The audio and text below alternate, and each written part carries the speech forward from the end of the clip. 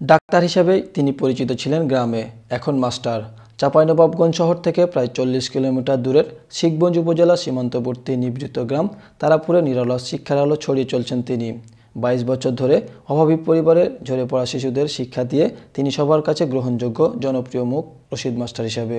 গ্রামে অনেক শিশুই বিদ্যালয়ে যায় না, যারা যায় তাদের অনেকেই ঝরে পড়ে।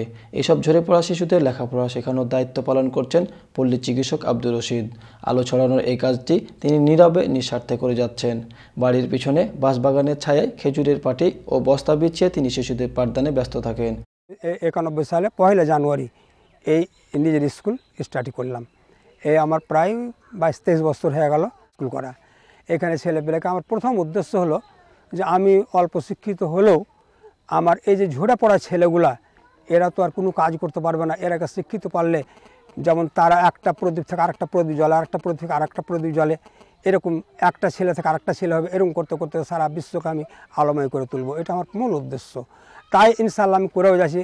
আমি অন্তপক্ষে আমার এই 1991 সাল থেকে এ পর্যন্ত প্রায় 3 থেকে 3.5 হাজার ছেলেকে আমি অক্ষরদান করতে পেরেছি ইনশাআল্লাহ আপনাদের দয়ায়। তবে বাচ্চা কাচ্চার কাছ থেকে আমি কোনো টাকা পয়সা নিই না। আমাকে অনেক ছেলেরা বলেছিল যে স্যার অন্তত প্রদীপের দামটা নেন। তখন তো এখন তো আলা হয়েছে, এখন তো আপনার কারেন্ট হয়েছে, তখন তো কারেন্ট ছিল না। তখন আমাকে বলতো ওই ছেলেরা যে স্যার অন্তপক্ষে তেলের দামটা নেন। আমরা তেলের দামটা আমি নেবো, কালকে প্রকাশ হয়ে যাবে যে সে টাকা দিয়েছে। না, আমি তোমাদের কাছে টাকা নেবো, আমি নিজে দেবো। বিদ্যালয় দূরে হওয়ায় লেখাপড়া শিখতে আসেন এই মানুষটির কাছে এলাকার ছোট ছোট ছেলেমেয়েরা। টাকা পয়সা ছাড়াই নিঃস্বার্থে অক্ষরদান করেন তিনি। বাংলা, অঙ্ক, ইংলিশ আমাদের পড়ায় শিখি। এখান থেকে পড়াশোনা করি এবং লিখতে পারি। আমাদের বাড়ি থেকে অনেক দূরে স্কুল, তার জন্য এটা পড়তে আসি। টাকা পয়সা কিচ্ছু লাগে না। মানুষ চিরজীবন বাঁচে না কথাটি বিশ্বাস করে বাবাকে সাহায্য করা শুরু করেন তার ছেলে হোসেন আলী। বাবার পাশাপাশি তিনিও শিক্ষা দেন শিক্ষার্থীদের। বাবার মৃত্যুর পরে অব্যাহত থাকবে অক্ষরদানের এই প্রতিষ্ঠানটি। শুধু একটু সাহায্য সহযোগিতার দরকার, এমনটাই দাবি করেন হোসেন আলী। আমার আব্বার পরবর্তীতে আমি এই স্মৃতিটাকে ধরে রাখবো।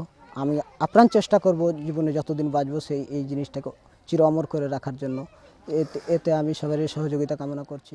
অল্প আয়ের এই মানুষটি অতি দরিদ্র ছাত্রছাত্রীদের খাতাপত্র পেন্সিলও কিনে দেন। রাতে বিদ্যুৎ না থাকলে নিজে কুপির তেল কিনে ক্লাব ঘরে ছেলে মেয়েদের পাঠদান করেন।